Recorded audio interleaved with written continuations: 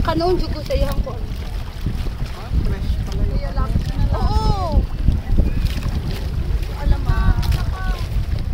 Fresh alamang. One. Ayun pa isa. Yan na oh.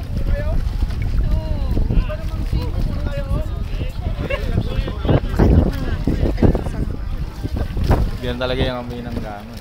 Tansan alamang. Ano ang English ng alamang? Shrimp. Baby shrimp. Meron siya eh, specific. Ano yan? Ano yun? Kinukulture na lang? Kasi parang ang hirap naman i-ano niya. Hindi. Dagat. Saan part ng ang dami mo dapat ay harvest? Dito, malapit sa kus. Pinapantian. Yung pinong-pino, sinusuyo. Sarap yung torta. Oo, tinotorta. Yung torta ko yung hinigisa ko yung torta. Ay, kilala na nila tong mga... Kilala na yan. Kilala na nila. Manong! Anong pangalan niya?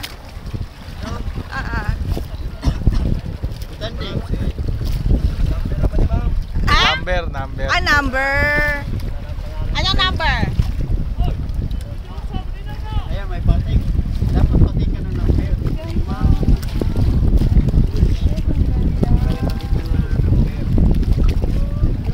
Kunya, walay tao sa gabi inoy. Asa na sila?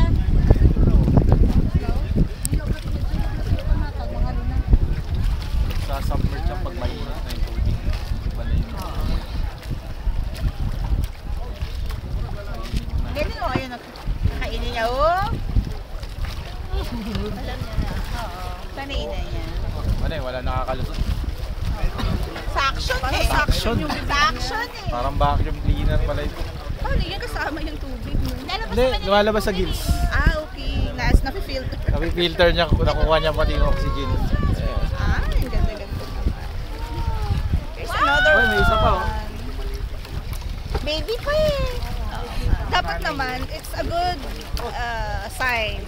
Pag nag-reproduce. Yes, may mga calf. Uy, ito. Ayaw mo na? Akit ka na? Hindi pa, sige po. Wala pa 30 minutes. Hindi, parang nakahirapan siya. Tingnan ka na? Hindi pa?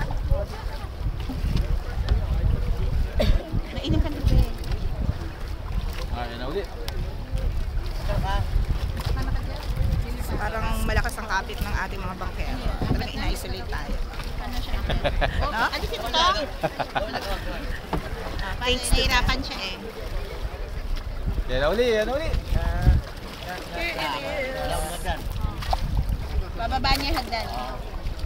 Akyat ka. Akyat ka na? Akyat na ako. Ang tiyo ko na. Ano sa buntot niya oh. Boom! Nakakaba. Kanina ka pa nga sa